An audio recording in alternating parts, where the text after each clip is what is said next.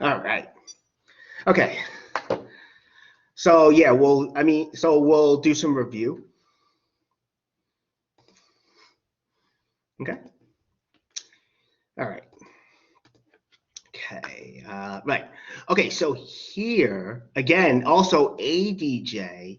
That's the length of the side adjacent to theta. The adjacent side is the side next to theta, the side that's adjacent to it. So, and this is how sine, cosine, and tangent are defined, and that's what SOHCAHTOA is for. Okay. So I know some people did email me about the trig homework. So there's not new homework, okay, because you have the test. But for the last homework, a few people emailed me about it, so I figured it'd be good to start the review with this. And remember also, there's those other 3 trig functions. So, it's good to know. So we have those as well. But here's our first example. Suppose tangent of theta is 2/5. We're going to find all the other trig functions, but we're not going to find theta. I didn't write it here, but remember, we're going to assume theta is between 0. It's greater than 0 degrees and less than 90 degrees. Okay. All right. So again, when you have something like this, we want to make a right triangle such that this is true.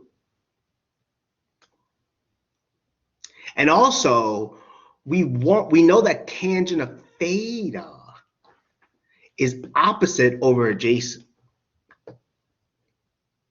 Opposite over adjacent, right? So basically what I did was I took the triangle here, okay?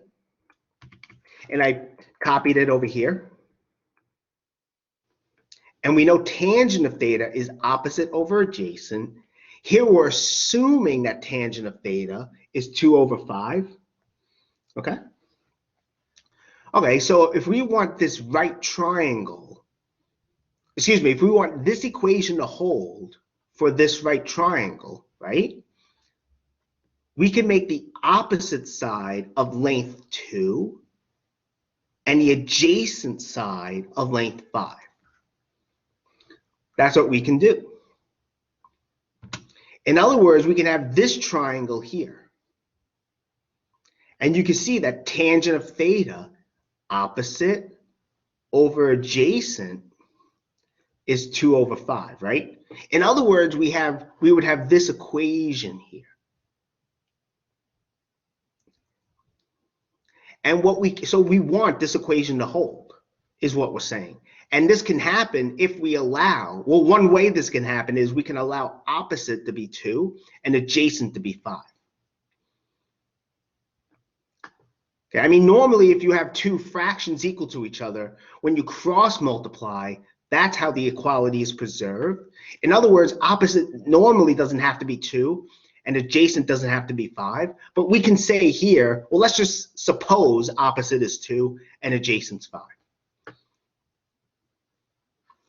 So, because again, all we want is a right triangle where this is true. And we have one.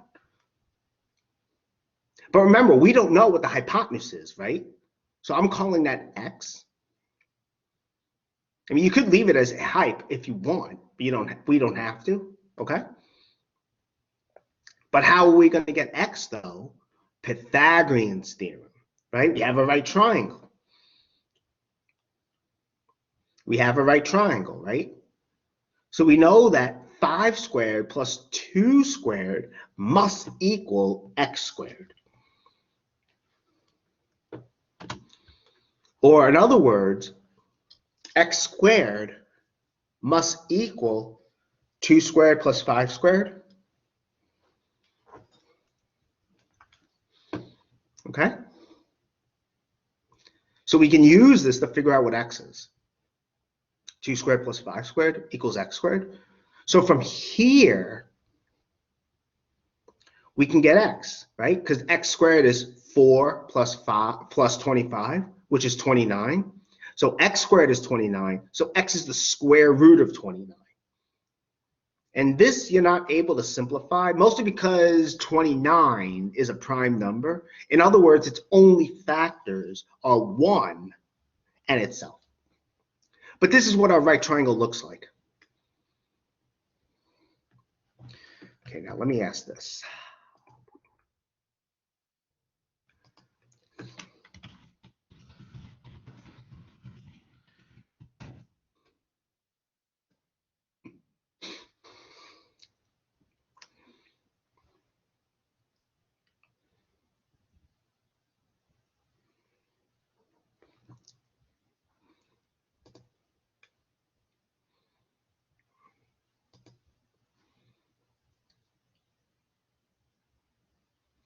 Really, I know this is not on the third test, so okay.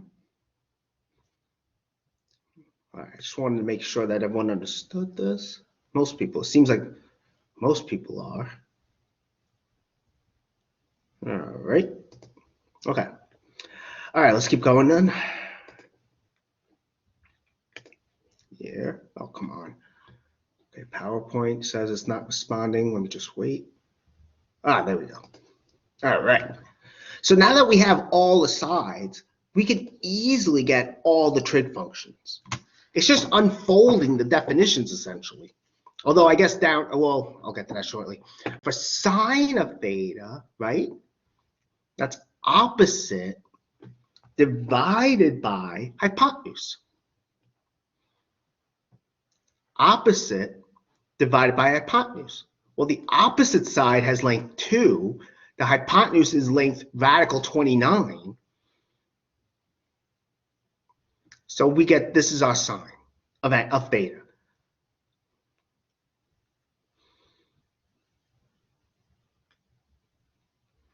Now cosecant, it's not defined as 1 over sine of theta. It's not. But it's an identity. So we can think of cosecant of theta as 1 over sine of theta. Okay? All right, now. So if this is sine of theta, 1 over sine of theta means you flip the fraction. You take its reciprocal, in other words, which gives you this.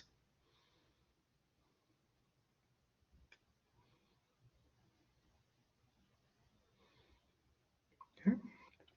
Cosine, we know, is adjacent over hypotenuse. Adjacent divided by hypotenuse. So we have 5 over radical 29. That's what we get here. Adjacent divided by hypotenuse. That's cosine. Now secant is 1 over cosine, right? So what do? 1 over, you turn the fraction upside down, so to say. You take its reciprocal. You flip it. You get radical 29 over 5.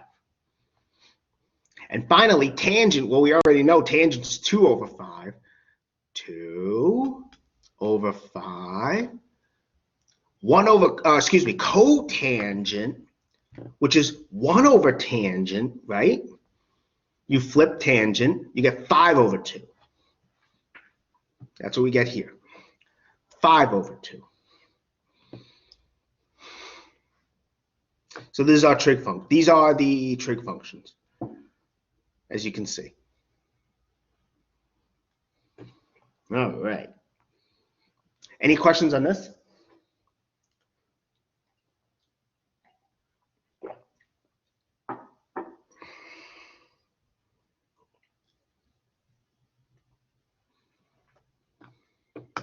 Okay. So now what we're going to do is look at these kinds of examples where we know an angle. I mean, I know the triangle's not drawn to scale, but that's okay. It's a right triangle. We're assuming this angle is 25 degrees. We have our sides A, B, and C. We're assuming that this side B is 5. That's what we're going to assume. We want to figure out what A is. And without using A, we can figure out C. In other words, we're not going to, excuse me, in other words, we're not going to use Pythagorean's theorem to figure out C. I mean, theoretically, once you know what A and B are, you could get C using Pythagorean's theorem, but I want to make sure everyone knows how to use trig to find C, so that's what we're doing here. All right. So we have A. Okay, so we know B is 5, right? Okay, what are we going to use to get A? Well, notice that B is the adjacent side, right? B is the adjacent side. A is the opposite side. So we have the opposite and adjacent. Here we go. Opposite, adjacent. We're going to use tangent.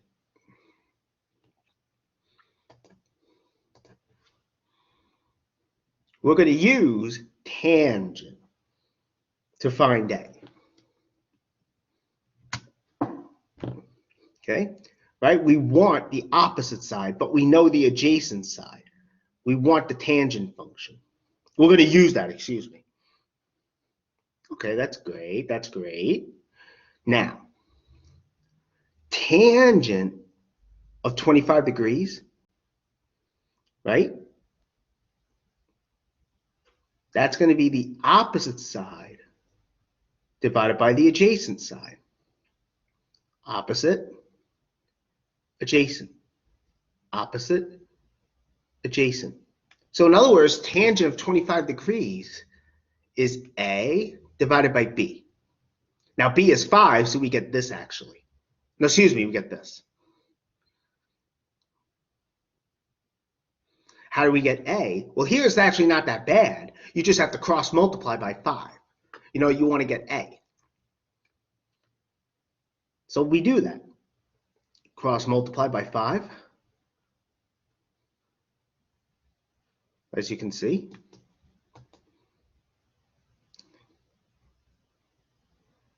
Cross multiply by 5, right? By doing so, let me show you with the this. These are going to cancel, okay?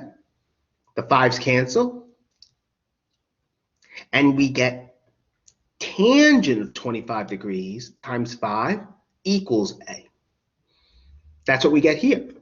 And now we can calculate. So in other words, we have A is 5 times tangent of 25 degrees.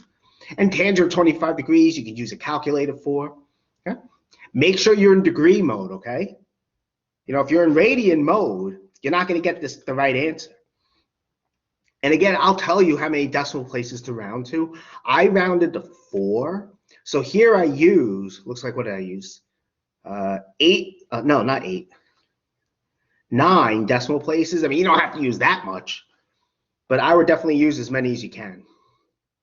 So, but this is what we get though. All right, cool. Are there any questions on this?